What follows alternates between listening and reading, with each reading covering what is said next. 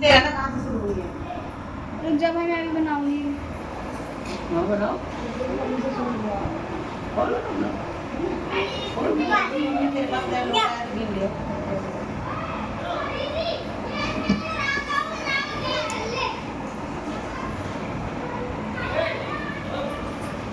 हाथ दोनों खाली पर छोड़ो, एक को पकड़ लो, दूसरा आगे बढ़ो, छोड़ो आगे। एक में हाथ लगाओ, एक में तुम पकड़ो। हाँ, तो बस तो मेरे लोग आगे ना मेरे पास। नहीं, देखो 7 चक्कर ना, 7 चक्कर लगेंगे, 5 चलेंगे, 5 से 7 लगा लो, 5 से तभी रुकना जब तक ना जाएंगे, एक को तो सही कर दो तुम। आराम से। अभी तो खाएगा, हाँ। खाली मत करो, हाथ जब तक मत दो, ये कोई दूसरा हाथ ना हो, आगे दो वहाँ। ये खाली मत छोड़ो। आप तो खाते हैं नहीं, एक तो रहेगा ये यार, नहीं क्यों रहेगा, बिल्कुल नहीं रहेगा, एक आगे दो, एक मत छोड़ो।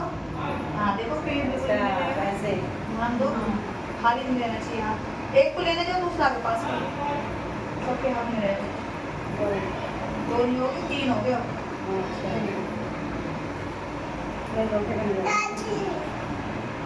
हाँ बैठिए। कैसे लगेगी? हाँ बैठिए, बैठिए चाहिए आपको। कल आएगी? उनका पहुंचेगा जब 4 बजेंगे। कौन सा आपका? देखो जैसे करे ना। हाँ तो आपको 4 बजेंगे, वो आपको पहुंच जाएगा। जैसे करे। हाँ 4 बजेंगे, इसके अलावा जब तक बस एक और चलेगा फिर। जय जय जय जय जय वीडियो डाल रही हो? यार पकड़ में ना आ रहा, लोटा में से। पकड़ोगा फिर? हाँ आराम से पकड़ो। पहले हाँ ऐसे। और ये बात छोटे छोटे लोग अब हम आ जाएंगे, आज का महीना ध्यान से पकड़ रही है, किसी का लोटा छूट ना जाए मेरे हाथ से। जैसे तो हम हाथ लगाने नहीं कह रहे हैं। इसलिए है।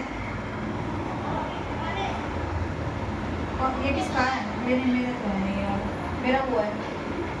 ये लड्डू मम्मी का लड्डू मम्मी का चाहेगा, तुम्हारा अपने आप आ जाएगा। हाँ जरूर कुछ करा भाई, सही से 2 पहले हाथ मिला। ये मेरा जो उसी से मेरे चौकंडी कपड़ा रोक दिया नहीं और ये तो मेरे पास है, ये किसका अच्छा लगता है, मैं ये बात है ना। हाँ चलो अब कहाँ पहले कहानी सुन लेते हैं। कहानी सुनने के बाद ये 2 वीडियो बनाना ना पानी हो बोलो गणेश भगवान की जय। एक अंधी बुढ़िया थी, उसका एक लड़का और लड़के की बहू थी। वो बहुत गरीब थी। वह अंधी बुढ़िया नित्य करती गणेश जी की पूजा किया करती थी। गणेश जी साक्षात सन्मुख आकर कहते थे कि बुढ़िया माई तू जो चाहे सो मांग ले। बुढ़िया कहती है मुझे मांगना नहीं आता, सो कैसे और क्या मांगो। तब गणेश जी बोले कि अपने बहू बेटे से पूछ कर मांग ले। तब बुढ़िया ने अपने पुत्र बहू से पूछा तो बेटा बोला कि बहन मांग ले, और बहू ने कहा कि पोता मांग ले। तब बुढ़िया ने सोचा कि बेटा बहू तो अपने अपने मतलब की बात कर रहे हैं। अतः उस बुढ़िया ने पड़ोसियों से पूछा तो पड़ोसियों ने कहा कि बुढ़िया तेरी थोड़ी सी जिंदगी है, क्यों मांगे बहन और पोता, तू तो केवल अपने नेत्र मांग ले, जिससे तेरी शेष जिंदगी सुख से व्यतीत हो जाए। उस बुढ़िया ने बेटे और बहू तथा पड़ोसियों की बात सुनकर घर में जाकर सोचा जिससे बेटा बहू और मेरा सबका ही भला हो, वह भी मांग लो और अपने मतलब की चीज़ भी मांग लो। जब दूसरे दिन श्री गणेश जी आए और बोले बुढ़िया माई क्या मांगती है, हमारा वचन है, जो तू मांगेगी सो ही पाएगी। गणेश जी के वचन सुनकर बुढ़िया बोली गणराज यदि आप मुझ पर प्रसन्न है तो मुझे 9 करोड़ की माया दें, निरोगी काया दें, अमर सुहाग दें, आंखों में प्रकाश दें, नाती पोता दें और समस्त परिवार को सुख दें और अंत में मोक्ष दें। बुढ़िया की बात सुनकर गणेश जी बोले बुढ़िया माँ तूने तो मुझे ही कर लिया, खैर जो कुछ तूने मांग लिया है वह सभी तुझे मिलेगा। यूँ कहकर गणेश जी अंतर्ध्यान हो गए। एक गणेश जी जैसे बुढ़िया माँ को मांगे अनुसार आपने सब कुछ दिया है, वैसे ही सबको देना है, हमको भी देने की कृपा। अब ये भी तो माता ही होती है ना।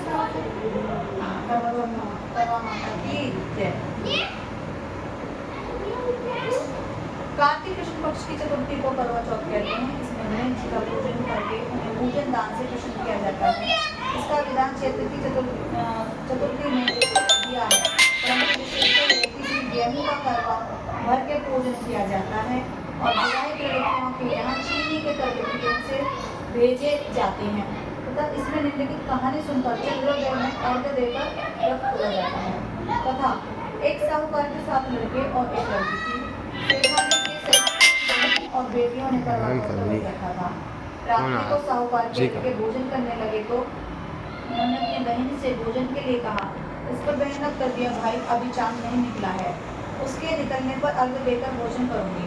बहन की बात सुनकर भाइयों ने क्या काम किया कि नगर से बाहर जाकर अग्नि जला दी और छलनी ले जाकर उसमें से प्रकाश दिखाते हुए उन्होंने बहन से कहा, बहन चांद निकल आया है, अर्घ्य देकर भोजन जिन लो।